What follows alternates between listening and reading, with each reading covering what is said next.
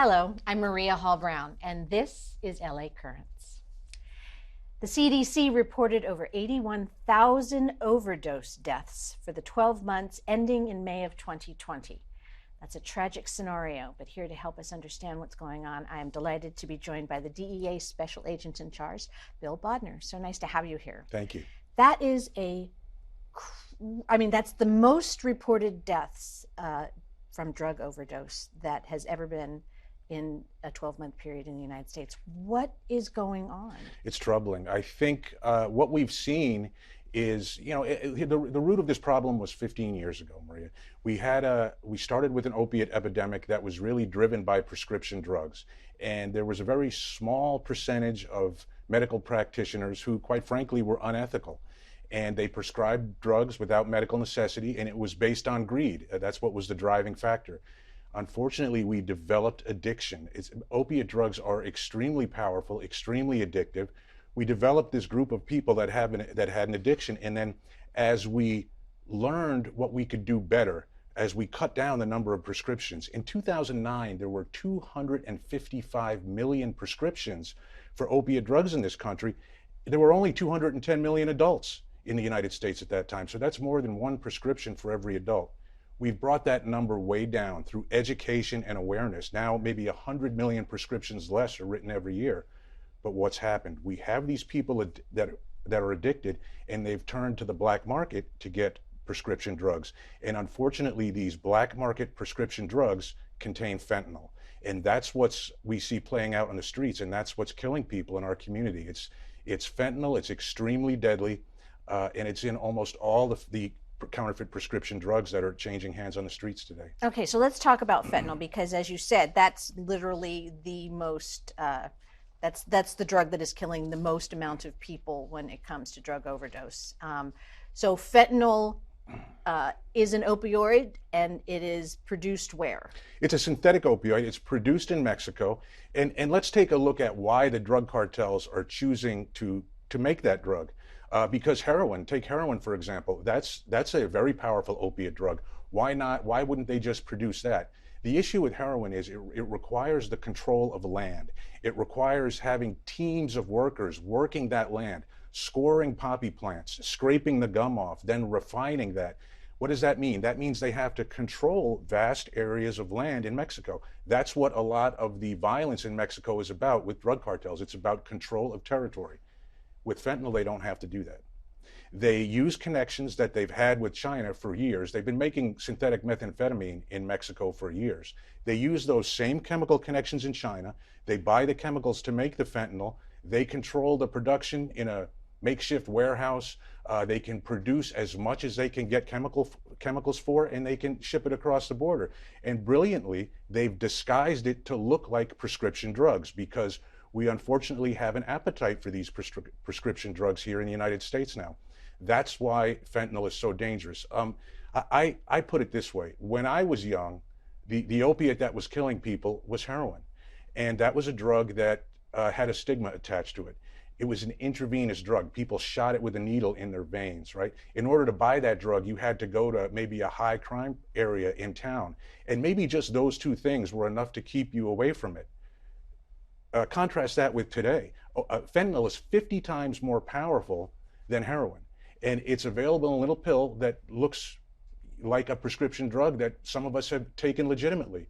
So there's no fear of it. The people are not afraid to experiment with it, and that's why we're seeing the tremendous destruction from fentanyl and all these overdoses. And who is getting it? I mean, who is this? Because it is something that doesn't have the visual stigma that, say, the drugs that you were talking about, the heroin, etc.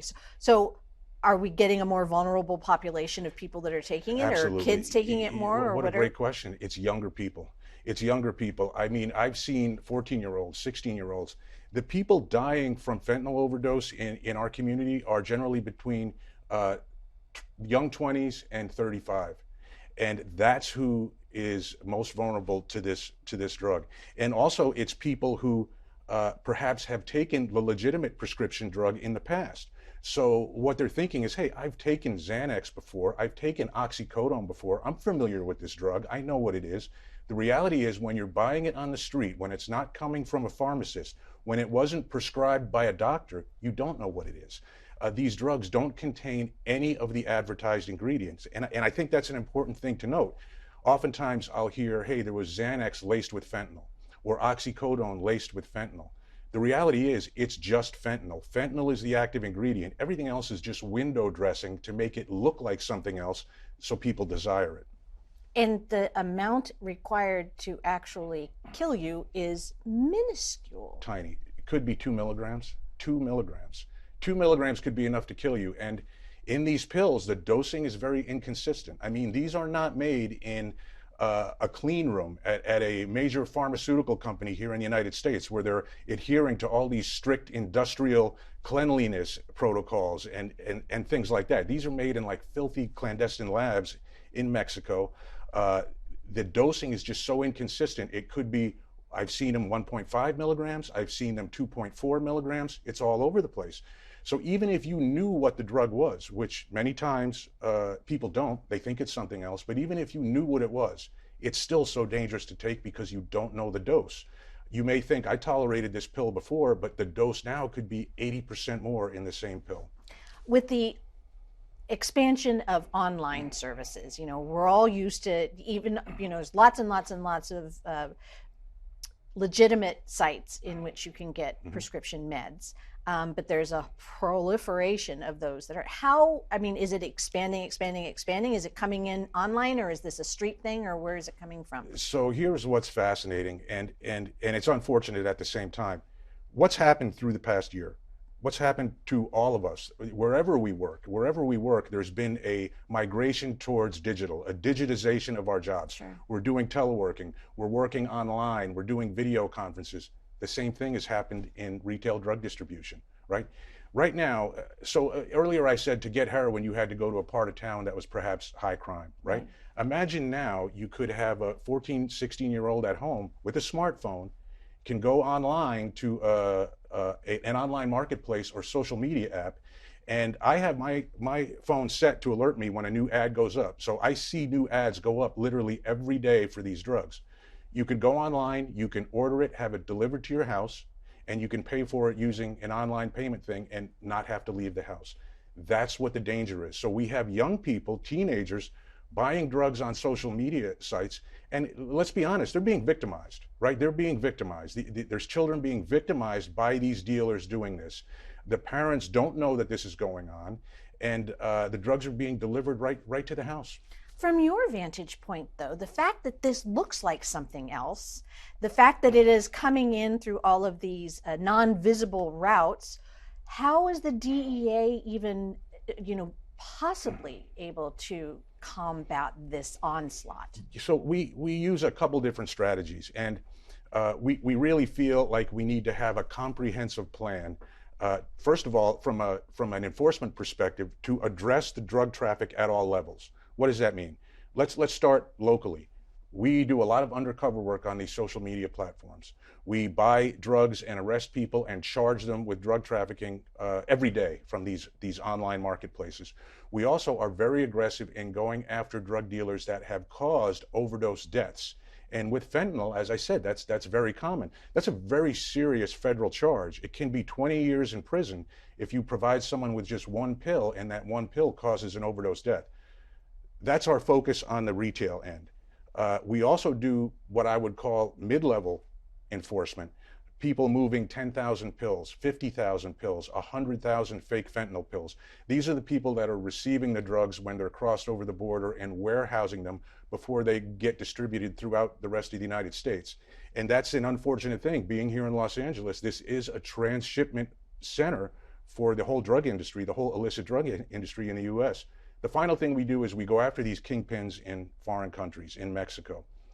Why do we do that? It's important to send a message that if you're going to traffic drugs in the United States, just because you're hiding in a foreign country, that doesn't insulate you from our laws. That doesn't mean you won't get charged, extradited, and brought to justice in this country. So that's how we handle it from an enforcement perspective, but the approach has to be holistic. We need to also educate people, and I think we're doing that now through our Operation Engage, especially with respect to the counterfeit prescription drugs, because I think there's a lot of information we can provide people to help them make better decisions. Right. I was going to say education and awareness is imperative, especially with something that looks like something safe. That's exactly Looks like right. something that is recognizable and looks like something that potentially you might need if you are someone who is legitimately in pain. I want to talk about at-home prescription drugs, but just really briefly, are you making any inroads with these cartels? Because that sounds like one of the most frightening and scary parts of what the DEA addresses.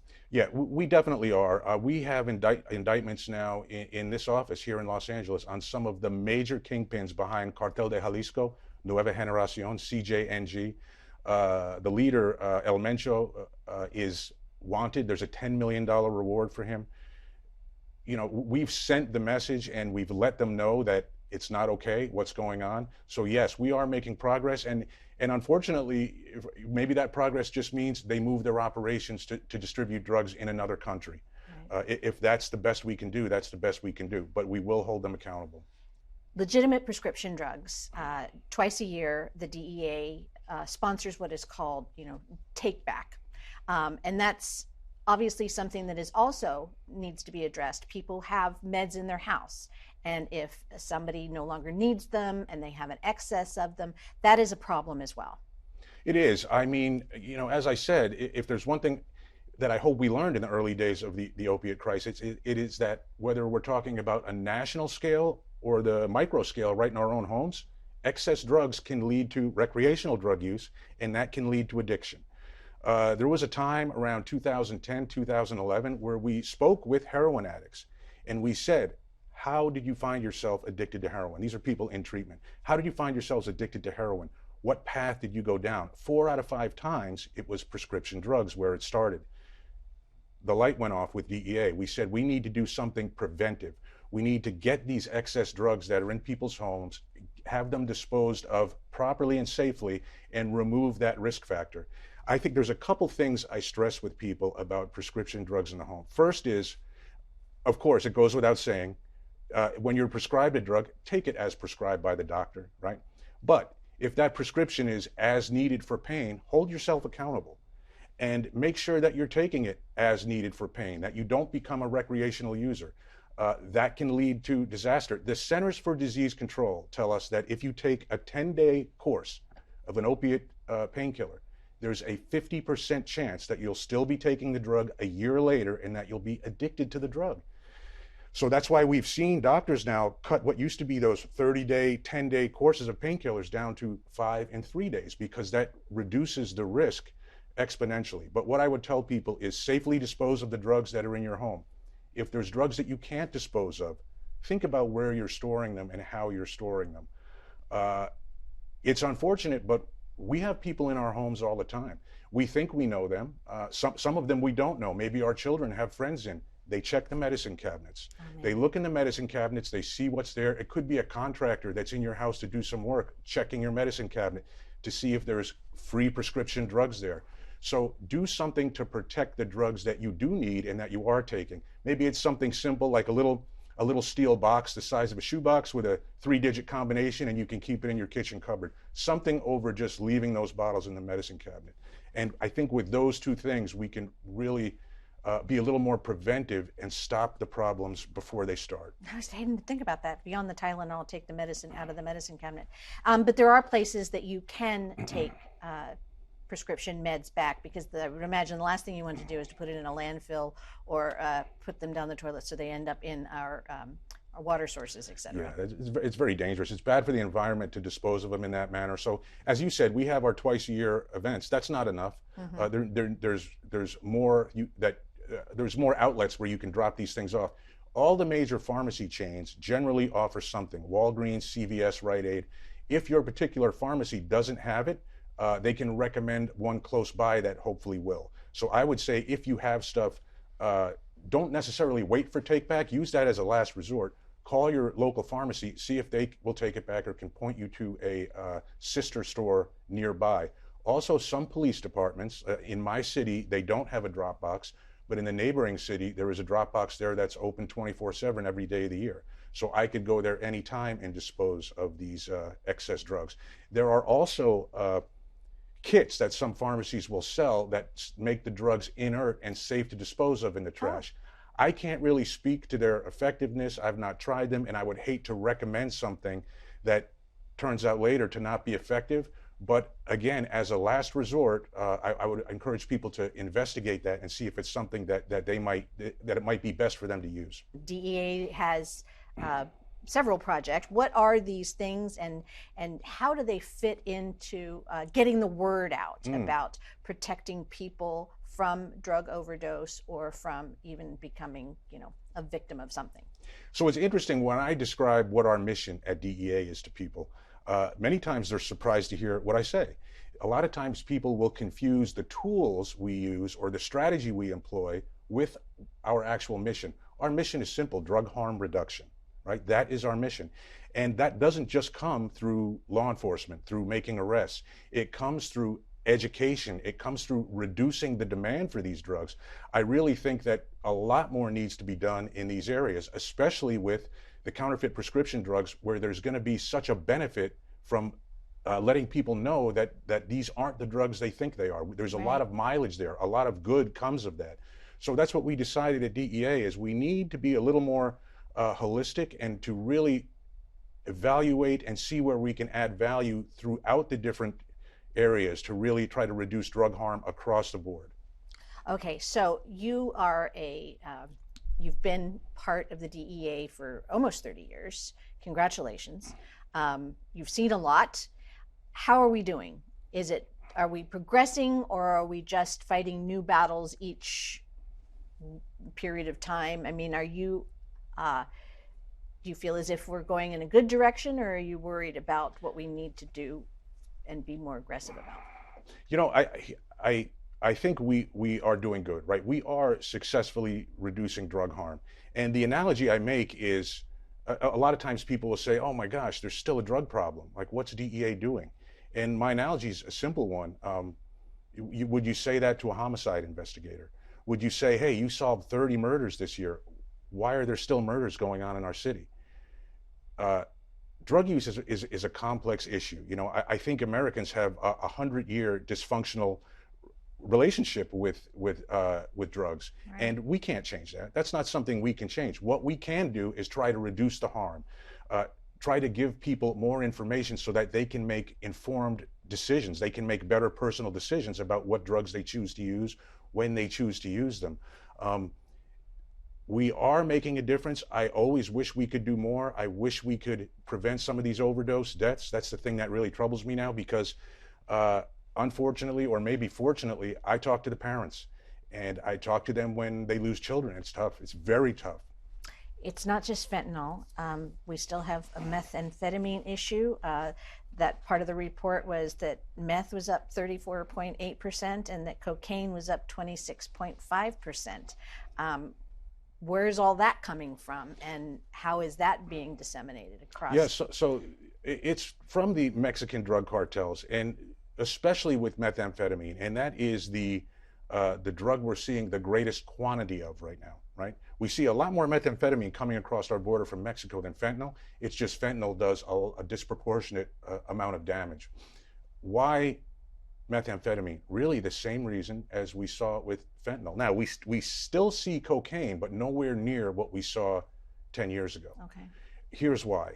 The drug cartels, in order to make money from cocaine, they have to buy it from South America. They have to ship it through the transit zone in Central America. Maybe there's bribes to be paid to different officials in Central America. If not, they have to circumvent law enforcement in all those countries. They have to get it into Mexico, warehouse it in Mexico, and then they have to smuggle it across the border into the United States. That's how they make money from cocaine. They're buying something, tacking on a surcharge for doing all that transportation, and then selling it here in the United States. Methamphetamine, they don't have to do that. Again, they get the chemicals from China. They control all the production. They can make as much as they want in Mexico, and they can just move it up here across the border. That's why they've chosen, and let's be clear about this, the drug cartels actually choose what drugs we are going to consume here in the United States. Really? And they do that by just pushing these drugs up here. Less cocaine, more methamphetamine. There's going to be more people addicted to methamphetamine, less people addicted to cocaine. Because even cocaine users will eventually try that methamphetamine if they can't get their cocaine. So that's what we're seeing. It's a synthetic drug explosion in the United States, methamphetamine and fentanyl, because it's the most profitable thing these drug cartels can do in Mexico. You talk about you have alerts come on your phone whenever an ad comes up for a site that's selling meds. How has tech helped the DEA be able to hone in on these cartels, or when something's coming across the border or something is in the port? Because I know that there have been these huge busts and these huge I don't even know the word, where you just take everything. So Yeah. how is tech helping the DEA? Yeah, so here's one thing about drug trafficking that hasn't changed since the beginning of time, right? A drug transaction never takes place without an agreement. Okay. There has to be an agreement for a drug transaction to take place, whether it's for 1,000 pounds of methamphetamine or whether it's for one pill on a corner. There's some agreement that's made. These agreements are made through communication. There's really only three general types of communication: face-to-face, like we are now, by voice, maybe over a phone or over some other application where you're speaking, or a text-based or word-based communication. That's where technology has really exploded, right? As we obviously have a lot more tools today with technology, but the traffickers are also using technology as well. So it's not something where by employing technology, we're miles ahead of them. We're just keeping up. We're definitely just keeping up. As they become more advanced, we do too. For instance, we can't just go out to a street corner and look at, say, hey, here's a guy dealing drugs in the corner, let's get him. Now, if it's on social media, it's a lot more labor intensive. The good news is that all those transactions on social media, there's a footprint. Charted, They're yeah. all left behind. So that's the positive. The negative is we have to find out who's behind that screen name, where they are, all those other things that are behind this digital personality. We don't have those challenges on the street. So the challenges are different, but they're still there. And by no means are we ahead. It's just changing, and we're keeping up. Do you still rely on whistleblowers? Absolutely. Yeah, that's a big part of what we do. A big part of what we do. And I hear from people all the time about ads they've seen on social media. Like I said, I've reported ads to social media hosts, to the companies, say, huh, improper ad, they're selling drugs on this advertisement. Wow. Okay. Well, let's bring it down to a more manageable level, in that it's also really important, I would think, for adults to communicate with children, teachers to communicate with students, parents to communicate with their kids. So what are some of the messages that are appropriate to share with young people who, this is something that they may not even be cognizant of or aware of? What information would you want to be able to just start the conversation with? I mean, the first general message, right? The general message that I would say to all children is, find something in life that you're passionate about, right? Don't let drugs distract you from that passion, and don't ever let drugs become your passion. Because I've seen that in countless cases, even with, a professional athlete who I'm thinking of, who was at the top of the game, started with drugs recreationally. So that meant he was a little distracted from his passion. And then that drug just became his passion, to where he didn't care about the sport, didn't care about practicing, didn't care about performing. It was just all about, where is that next dose of drugs going to come from, and when am I going to get it? You can avoid a lot of those problems just by having purpose, by being passionate about something and pursuing that thing, whether it's music, sports, reading, whatever it is. Have something that's important to you that you can focus on. Then to parents, I would say, be nosy. I hate to say it, but be nosy. Don't make the assumption that, especially with these counterfeit pills, that your children's friends don't know about them, or your child doesn't know about them, or they're not in the school where your child goes. I remember my wife is a doctor. She did a talk at a school once, and one of the kids asked about cheese. And my wife came home laughing, and she said, hey, this kid asked about a drug called cheese. And we were like, no, cheese is a street name for a very powerful drug. And when I heard that, I was like, wow, that's how old were these kids? So these discussions go on amongst our children all the time. Interject yourself into that conversation. Monitor what they do on social media. Social media is not safe. Unmonitored, it's not safe. There's a lot of drug sales going on social media, and I can tell you factually that kids 14 and 16 years old are buying drugs on social media. So monitor what your children are doing and don't feel the least bit guilty about it. Yeah, I was going to say, don't make assumptions that they don't already know, because it wasn't an illicit drug, but my daughter lost one of her best friends sophomore year in high school to triple C.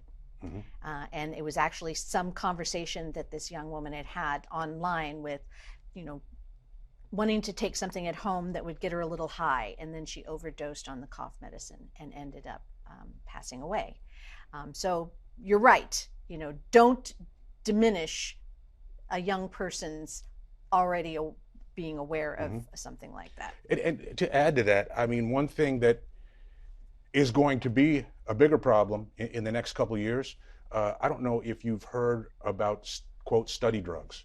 So these are drugs, prescription drugs, Adderall, Provigil, drugs like that kids in college will take to help them study. They're amphetamines, right? That's what these drugs are. The demand for them has now ramped up. And now what we're seeing is drug cartels in Mexico take methamphetamine and disguise it to look like these study drugs. And those drugs are starting now to show up in our community. And this is another situation where a child may think, and even a parent may actually think, hey, that's just a drug to help study, to keep alert. The pressure that kids are under to get good grades, to be successful, to get into that good college. Watch that, because again, if it comes from a pharmacist and a doctor, you know what it is. If it's bought on the street, because a child's under such tremendous pressure, if they go out in the street to buy this drug, they don't know what it is. And it's very likely in the future it's going to be methamphetamine from a drug cartel in Mexico disguised to look like a quote study drug. That's a really tough thing with, all of these, it's not a fake purse.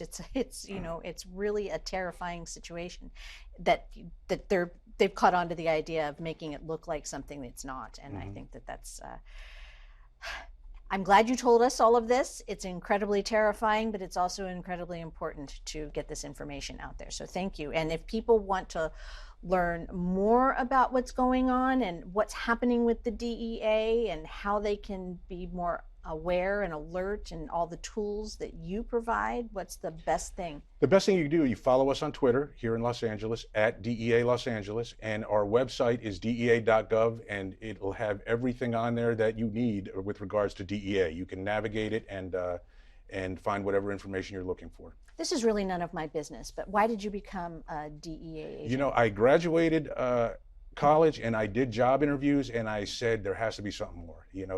I just didn't see myself sitting behind a desk 9 to 5 the rest of my life. I wanted to do something that had some element of excitement and physical challenge as well as mental challenge, and it had to be something that kind of provided a greater good for everyone else. I think I found it. And a special agent in charge, your scope and scale of who you have a big territory. Yeah, we have the state of Nevada, so we have 2 offices in Nevada, 7 counties that make up the greater Los Angeles area, from San Luis Obispo to the north, Orange County to the south, and San Bernardino and Riverside east, and of course LA County in the middle, and Hawaii, Guam, and Saipan. And why Hawaii, Guam, and Saipan? Because they're ports? Actually, there is a very big methamphetamine problem there. And from most of the drugs on the islands, unfortunately, come from here in Los Angeles. Oh, my. All right. Well, keep up the good work, Special Agents. Really, really fascinating to talk to you, and I really appreciate your time. Thank you very much. I appreciate it. Thanks. And that's a wrap on this LA Currents.